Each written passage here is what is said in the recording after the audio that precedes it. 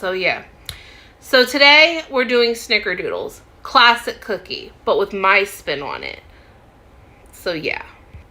Again, a trend that you will see in a lot of these videos that I'm doing are easy mode. So here are the ingredients to my cake mix Snickerdoodles. First thing that you will need is a box of white cake mix. This is a Walmart box. It's 88 cents. There you go. Half a cup of butter or 1 stick of butter, and this has to be melted. So I'll do that in a second. 1 egg. And then that's it for the cookie. And then you, of course, need sugar and cinnamon to roll them in before you put them on the cookie sheet. So let's get this party started. Okay, so let's get our cake mix in the bowl. This cookie, I love Snickerdoodles, and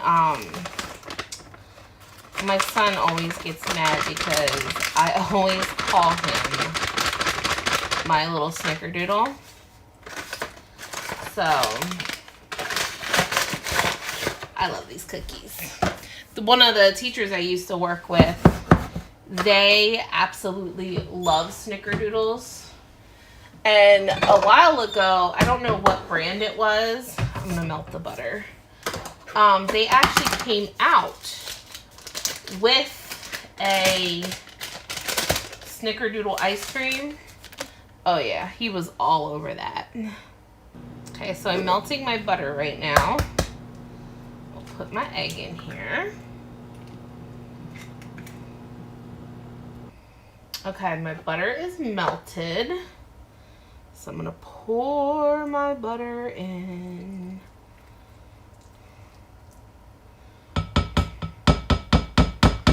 Just like that. Put this back. And now I'm gonna mix this up. This is pretty much, usually if you just want to make plain cake mix sugar cookies, all you need is a box of cake mix. You can do any flavor. I actually, believe it or not, do not care for the chocolate cake mix cookies. I made them once or twice, and I am going to be making them again, but I'm going to add some stuff to them and try to jazz them up some. Because I don't know, like, because it's not, you don't put that many ingredients in. So I feel like the chocolate is like kind of a dull flavor.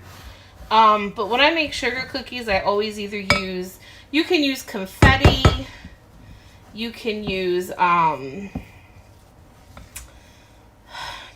confetti, you can use white, vanilla, butter, whatever.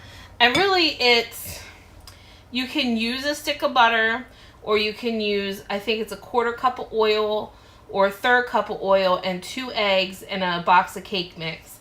But really this 1 egg and a stick of butter is really all you need for a really good cookie dough. See, look, here's the dough. This is really good dough. So it's all nice. And what I do is when I mix it, I kind of push it down. Like I kind of smear it to make sure everything's like all incorporated. And like, see, there's like a little,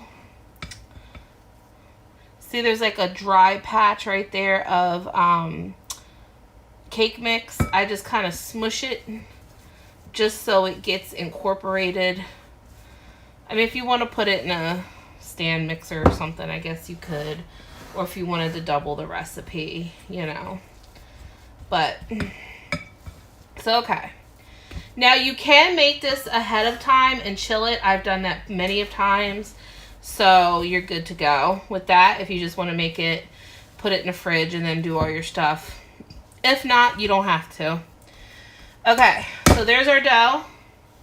Let me get this part off. All right, so now I'm gonna take some sugar. I don't usually measure this part out. The sugar's kind of old, so it's got some hard crystals. My hands are clean. I did wash them. I always feel like I have to say that because people watch videos and are like, oh, it's so gross. And put cinnamon. I always buy these big things because I always go through so much cinnamon, especially when we make our cinnamon applesauce ornaments. I don't think me and my son are going to do that this year because they're actually kind of annoying to make, but yeah, so here's my cinnamon sugar mix. And then I'm just going to take my handy dandy scoop, get my little ball, throw it in the cinnamon sugar, roll it around,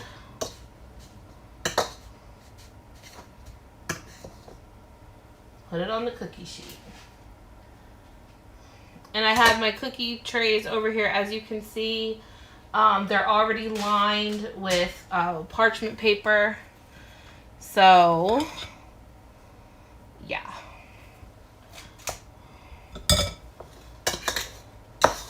And then I'm just going to do this until my sheets are filled up.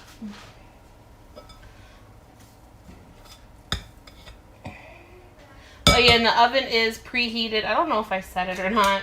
The recipe will also be down in the description box if anybody wants the recipe.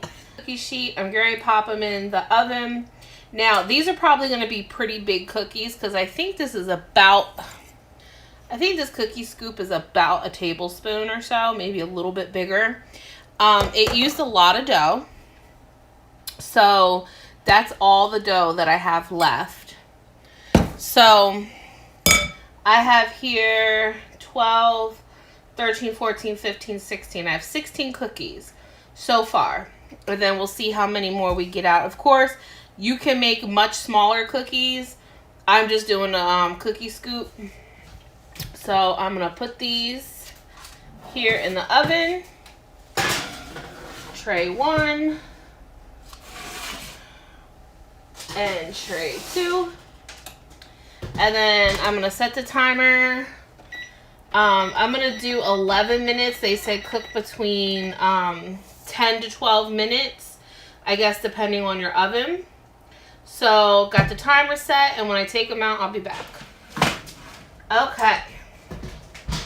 So here is what the cookies look like. They don't spread too much. They were in the oven for like an extra minute, which is fine, whatever. But they're still a good size cookie. They're nice and fluffy. I'm going to let these cool for a few minutes. Of course, put them on the cooling rack. When I'm done all the cookies, I will compare them, do the whole taste testing, and do the whole kit and caboodle with you guys. So stay tuned for that. Okay guys, so here is our complete batch of our cake mix Snickerdoodle cookies. The one box of cake mix using the scoop makes we have exactly 24 cookies here. This is the whole complete batch. They're good sized cookies. So you do get exactly 2 dozen. All right guys, so here is a close up of our cake mix Snickerdoodle cookies. Nice. They're a little golden, a little bit too golden on the bottom, but that's because I was trying to hurry up and get these out of the oven. I was in the process of mixing my meatball stuff, getting all the spices and stuff together, so I was a little distracted, It happens. I'm always distracted. But there's the texture of it. I'm going to break it open. Nice, thick and fluffy. Now these are very thick, as you can see.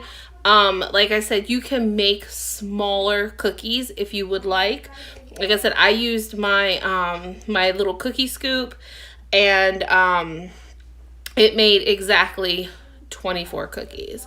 So yeah, so here is our cake mix snickerdoodle. Let's see how it tastes. I'm excited.